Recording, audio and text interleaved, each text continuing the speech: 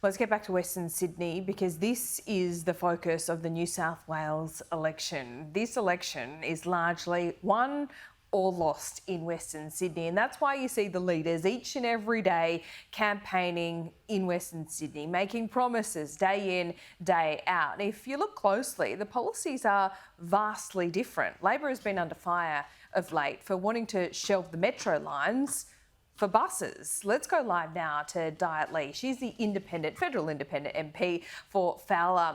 Thanks so much for your time, Dai. It's great to see you. The New South Wales election is bringing a lot of focus on your area. You know it better than most. What are voters wanting to hear from both leaders? I suppose from both leaders is that we're wanting to hear that we are not forgotten.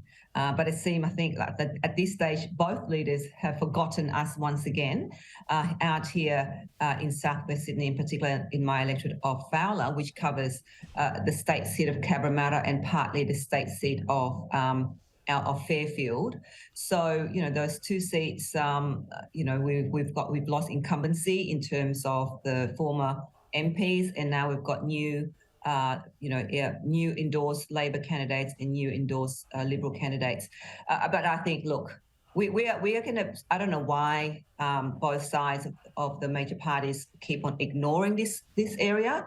I just put it down to perhaps, we've got a large, up to 70% of our population are non-English speaking backgrounds and they're significantly disadvantaged.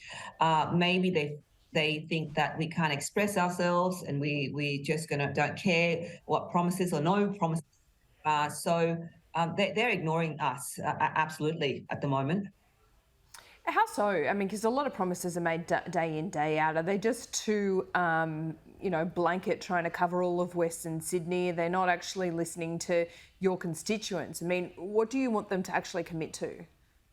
Look, I think from my perspective, and I'm sure you've had the Mayor Frank Carbone on your show before, we all we want is just some basic needs to address our basic needs, such as our hospital to be funded, to be upgraded, to provide some of the major services that other hospitals in as far as Barrel or other regional provide, which is some basic funding for our community in the health system, and of course, infrastructure, our roads. Our arts, our community. We've got I had a meeting yesterday here with a group of in the arts and culture, and we have got no funding to create an arts precinct. And there's so many creatives here in Southwest, in my area, and it's an opportunity for them to have jobs, create jobs and opportunity for them, but there's no funding there. Obviously the East-West Metro, the Labor Party, the Chris Minns have canned that, or he announced that he's not continue or dropping those, and I think that is actually a critical line to that will lead out to job opportunities for our community out here in Cabramatta and Fairfield. It is a very critical line, and I don't know why. I mean, if that's going to be people in Shipping Norton, Liverpool, or Bonnyrigg, if that'll save them up to $100 in taxi, up to 3 hours of transport travelling to the airport, to the Western Sydney airport, if that line is there. So I don't get it. Obviously, I have not been privy to the whole decision why Chris Minns made that decision, and of course, the Mayor have probably been part of this the last few years, part of the whole city deals discussion with the previous federal government and state government around the need for this line. So right. I think that... Yeah, so talk to me about that, because he made this announcement, not doing the Metro links, but then announced a policy that he hasn't talked all that much about, and that was $300 million to put buses there in place. From your perspective, is this really going to cost Labor? Voters really exercised about this?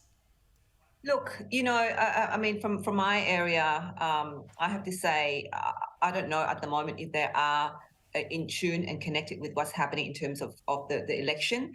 And I think the majority of Australians are very disconnected at the moment around that there's a state election on the 25th of March.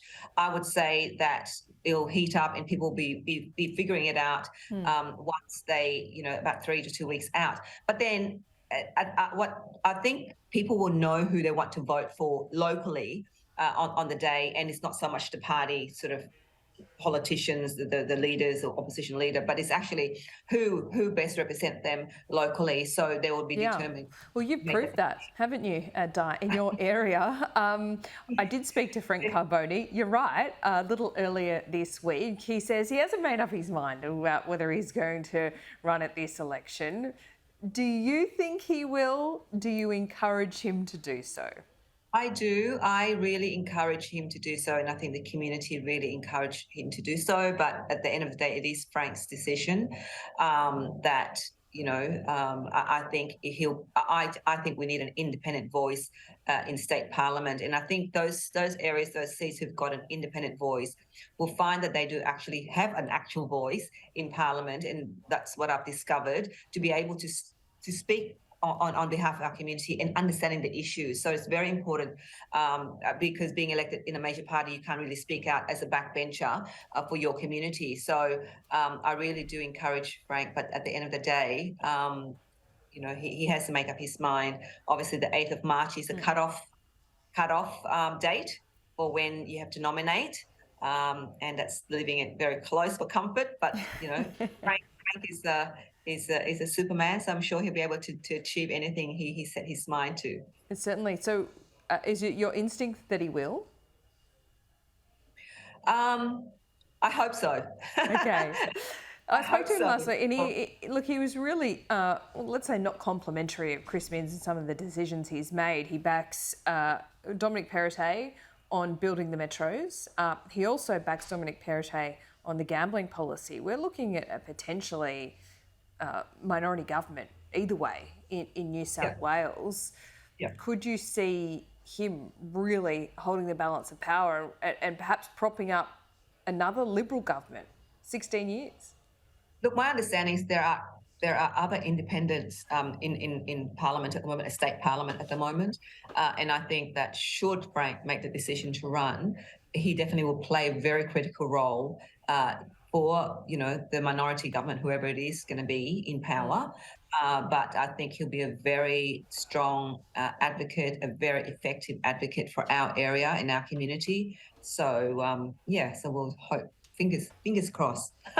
Well, he knows it's Wednesday, the 8th, as you put it, so we want to talk to Frank. International Women's Day. On Wednesday next week. Yeah, International Women's Day. Well, perhaps that gives us an indication that he will run. I don't know. Let's go with that. So before I let you go, superannuation, just quickly. This seems like it is a little bit messy at the moment. What do you think about this decision from the government? Look, it wasn't part, obviously, of the election, commitment. But then, obviously, as you know, Laura, as we know, politicians, they go to an election, they make a promise, and then they don't deliver, or they don't say anything, and then they make their minds up and they introduce something new.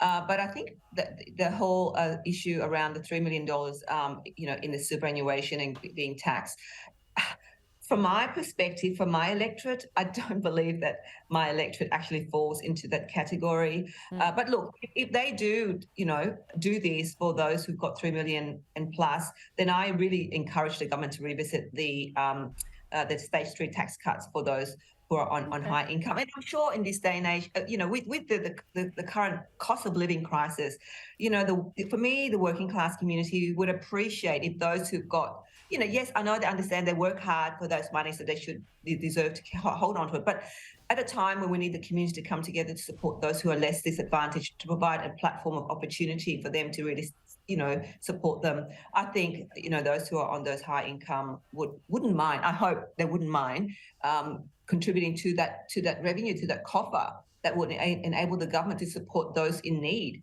So I encourage the government to revisit the stage 3 tax cut, because if they're doing this, then they can't say to us that they can't revisit the stage 3 tax cut. Okay, we'll see. We'll get the question to them, see if they think that's a good idea. Dai Lee, thanks so much for your time. We'll see you in a fortnight. Thanks, Laura.